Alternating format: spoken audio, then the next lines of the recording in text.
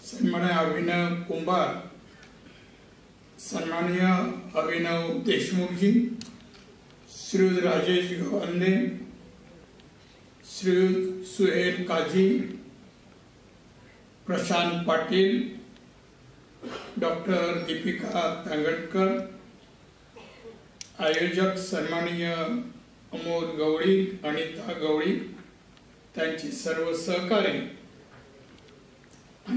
आयोजित सुशासनाचे प्रशासक कार्यक्रम हा आयोजित केलाय। त्यामध्ये जे उत्तीर्ण झाले UPSC परीक्षेमध्ये ज्यांचा सत्कार आहे ते सगळे मान्यवर, त्यांचे पालक वर्ग, त्यामध्ये मुलगा या सुरुवातीला अंध मुलगा श्री गौरव मालक आई आहे याचे मी मनोगत ऐकलेलं आहे, आणि उपस्थित बंधू भगिनींनो आणि मित्र, हा मनोरंजनाचा कार्यक्रम नाहीये, काही टाळ्या शिट्या, कृपया सिरियस घेतलं पाहिजे, गांभीर्याने घेतलं पाहिजे। आज प्रशासनातील अधिकारी झालेल्या लोकांचा आपण सत्कार करतोय। सत्कार शब्दाला फार अर्थ आहे। सत्कार कोणाचा होतो? त्या माणसाचा होतो, जरूर होतो। तो दिसण्यावर होतो, उंच आहे, कमी उंचीचा होतो नाही, गुणाचा सत्कार। आज या 21 जणांनी मान्यवरांनी परीक्षेला अतिशय मेहनत परिश्रम सर्व काही योगदान देऊन पास झाले आणि ह्या दोन संघटना म्हणा संस्था त्यांचा गौरव किंवा सत्कार करतायत आणि जमलेल्या लोकांनी त्या सत्कारातून बोध घ्यावा. तर सत्काराचा अर्थ जो आहे तर सत्कारातून दुसऱ्यांना बोध घ्यावा. आज इथे 200-400 नाही तर मीडियाद्वारे लाखो करोडो लोकांपर्यंत तो बोध जावा की बघा आज सत्कार या व्यासपीठावर केला. नारायण राणे आणि वेगवेगळे कमिशनर आयुक्त या लोकांनी केला. आपला कधी होईल असं अभ्यास करणाऱ्यांना वाटावं. त्यासाठी हे कार्यक्रम अति महत्वाचे आहेत आणि म्हणून सत्काराच्या वातावरणात होणं आवश्यक आहे असं मला वाटतं. आमच्या बऱ्याच अधिकारी वर्ग आहेत. बऱ्याच जणांनी मला म्हणजे कौतुकच केलं असं आपण म्हणून मी आभार व्यक्त केले. तुमचे धन्यवाद तुम्हाला लोकांना देईन. मी बरीच वर्ष प्रशासन जवळून पाहणाऱ्यापैकी एक आहे. सलग 39 वर्ष मला झाली. मी कुठे ना कुठे पदावर आहे. मुंबई कॉर्पोरेशनला सुरू केलं मी. BST केले मी चेअरमन म्हणून. आमदार झालो. आमदार नंतर मंत्री झालो. जवळजवळ 13-14 खात्याचा मंत्री झालो. मुख्यमंत्री झालो. परत आमदार खासदार केंद्रीय मंत्री आणि परत खासदार. 39 वर्ष झाली. मी अधिकारी पाहिला अधिकारी अनुभवल्यापैकी मी एक आहे. पाहिला मी अनुभवला. शब्दांमध्ये फरक आहे.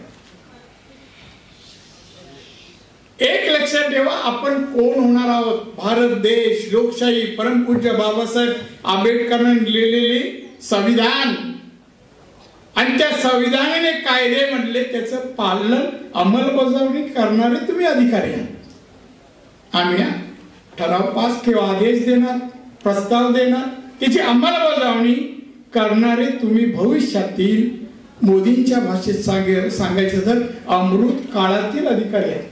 अमृत काळातील अधिकारी म्हणजे शिस्त आहे. डिसिप्लिन पंक्च्युअलिटी सिन्सिअरिटी हे 3 शब्द अति महत्वाचे तुमच्या जीवनात. एक टप्पा गाठला आपण पास झालो IAS झालो IPS जे काय झालो म्हणजे सरळ काय मिळवलं असं नाहीये. मी एक दिवशी एका व्याख्यानालाच गेलो होतो.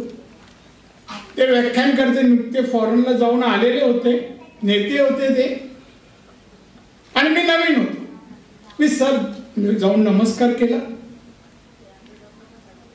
आणि नमस्कार केल्यानंतर ते म्हणाले काय कसं आहे म्हटलं तुम्ही दादा दिसत नाही बाहेर होता का.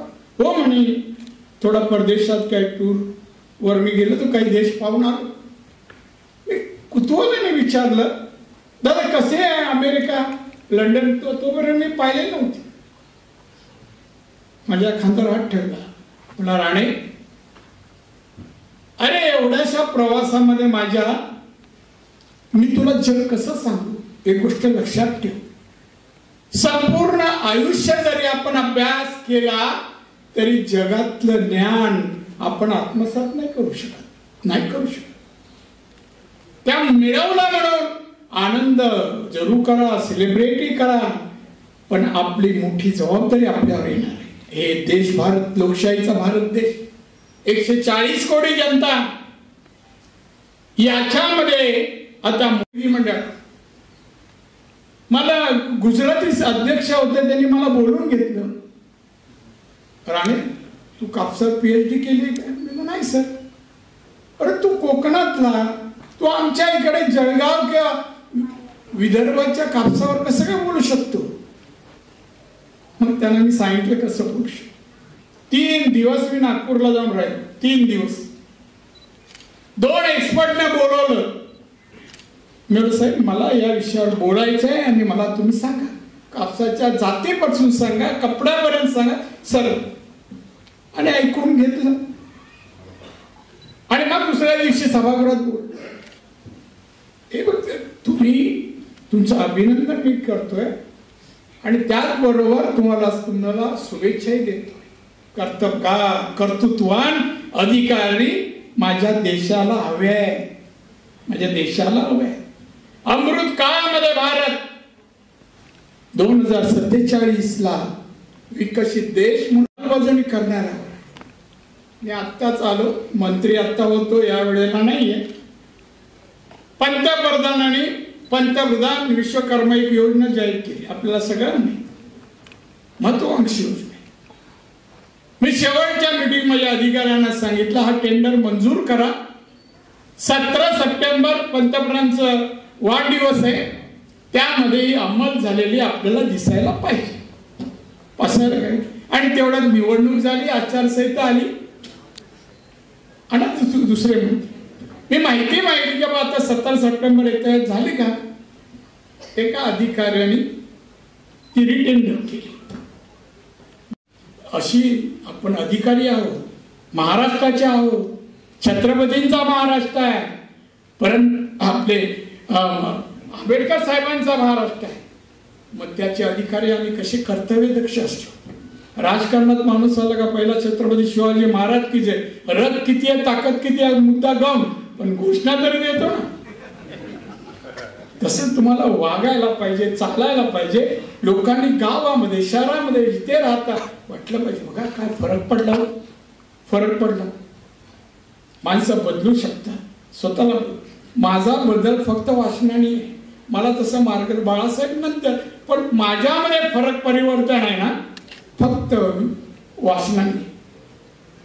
वि स खांडेकरांच्या एका लेखाने माणसाला जर काही बनायचं असेल, त्याची महत्वाकांक्षा असेल आणि त्याला आपली प्रगती आणि यश मिळवायचं असेल, त्याचे स्वभाव गुण असे असले पाहिजे. आणि अमुक गुण असले तुम्ही काय होणार नाही.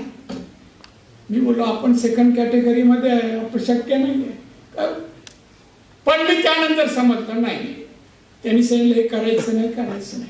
लोकप्रतिनिधी ना मोकळ्या रस्त्यावर कुठे चहा आला, कुठे गप्पा मारत नाही राहायचं. लोकप्रतिनिधी लोकांना हवा असा वाटायला पाहिजे, तसं काम कार्य वागणूक करायला पाहिजे. हे आमच्या लोकप्रतिनिधीसाठी आहे. आणि तुम्ही अधिकारी, कर्तव्य दक्ष अधिकारी माझा. मी तुमचं एक काम म्हणजे बढ़िया आप लोग की तरफ से हुआ और युवा उत्थान फाउंडेशन की तरफ से कैसा कार्यक्रम रहा और क्या लगता है इस तरह कार्यक्रम से कितना मदद मिलती है युवाओं को, या छात्र है या जो कुछ बनना चाहते हैं, यूपीएससी की तैयारी करना चाहते हैं या बाकी छात्रों को क्या कहना चाहेंगे? सबसे पहले आपका नाम, उसके बाद आप बताइए। सर बिल्कुल, युवा उत्थान फाउंडेशन के माध्यम से 2017 से लास्ट 8 साल से हम यूपीएससी केंद्रीय लोक सेवा आयोग नागरिक सेवा में जो उम्मीदवार हर साल पास होते हैं महाराष्ट्र से और इंडिया से, उनका सत्कार का प्रोग्राम हम हर साल रखते हैं। इससे कई सारे बच्चे जो देहातों से, ग्रामीण इलाकों से आते हैं या शहर से भी आते हैं, उनकी एक स्ट्रगल, उनकी अपनी एक स्टोरी होती है, तो वो स्टोरी हम समाज के सामने लाना चाहते हैं। और उनका मार्गदर्शन हो, उनकी सफलता का राज है उनका हार्डवर्क, उनका पैशन। जैसे आपने सुना कई सारे बच्चे हैं जो नासिक से आए थे, अहमदनगर से आए थे, अमरावती, नागपुर से आए थे, तो उन लोगों को समाज के सामने उनका आदर्श खड़ा करना, समाज के सामने उनको लेके जाना और उनके लिए काम करना, ये युवा उत्थान फाउंडेशन का उद्देश्य है।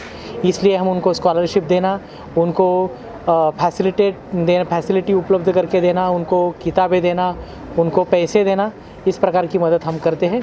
हमें बहुत अच्छा लगा, आप कई सारे मीडिया कर्मी इस प्रोग्राम को आए हैं, तो हम आपका भी शुक्रगुजार करते हैं, आपको भी धन्यवाद देते हैं। और जैसे आपने सुना, पूर्व केंद्रीय मंत्री नारायण राणे जी इस प्रोग्राम को आए थे, कई सारे सीनियर ब्यूरोक्रेट्स, नौकरशाह के कई लोग आए थे, आयकर आयुक्त कुंभार सर हो या अभिनव देशमुख सर हो, यहाँ के एडिशनल सीपी हो या कस्टम्स के ऑफिसर्स हो, कई सारे लोग आए थे। हम उनसे समाज में यही एक उद्देश्य लेकर जा रहे हैं कि हमारा समाज और हमारा जो तरुण है वो ज़्यादा से ज़्यादा स्पर्धा परीक्षा में आए और देश को विकसित भारत करने में अहम भूमिका निभाए। सर एक चीज़ मैंने देखा सर, नारायण साहब ने जो किस तरह के आईएएस हमारे आगे होना चाहिए, किस तरह भाषण देना चाहिए, किस तरह का अपने आप को दिखाना चाहिए, उन्होंने एक सबक सिखाया, मतलब एक उधर दिशा दिखाया उन्होंने। कैसा लगा आप लोग? राणे सर अपने आप में एक कहानी है आदर्श प्रशासक की। राणे सर ने हर एक पोस्ट पे काम किया है। जैसा आप जानते हो, वो बॉम्बे महानगर पालिका में पार्षद थे, बाद में विधायक बने, बाद में मंत्री बने, मुख्यमंत्री थे, विरोधी दल के नेता थे, एमपी थे, मंत्री थे और केंद्र में भी मंत्री बने थे। तो इनके थ्रू हम यही मैसेज लेना चाहते हैं कि अगर आपके ऊपर विश्वास हो, आप बदलाव करना चाहते हो, तो एजुकेशन के थ्रू ही बदलाव होगा, शिक्षण से ही एम्पावरमेंट होगा। इसी उद्देश्य से हम काम कर रहे हैं। आप कुछ बोलना चाहते सर? जैसे हमारे योगेश बिराजदार जी है और ये हमारे दूसरे साथी है, ये भी आपके साथ बात करेंगे। नहीं, युवा उत्थान फाउंडेशन जो हमारी टीम है, ये टीम वर्क है। जो हर साल हम एक प्रोग्राम ऑर्गेनाइज करते हैं और टीम वर्क करते हैं, तो हमें बहुत अच्छा लगता है कि हर year every year we should arrange this programme and motivate the people and student. धन्यवाद। मैं मराठी में बात करना चाहता हूँ। म्हणजे युवा उत्थान फाउंडेशनच्याद्वारे जे UPSC अपेअरिंग कॅन्डिडेट्स आहेत, त्यांचं मनोबल आपण जास्त स्ट्रॉंग करायची आमची इच्छा आहे आणि त्यांच्या स्टोरीजमधून अजून जे अपेअरिंग स्टुडंट्स आहेत, त्यांच्या स्टोरीजमधून मोटिवेशन मिळून त्यांना एक फॅसिलिटी आपण उपलब्ध करून देतो। Thank you. आप सभी खाने का इंतज़ाम किया है।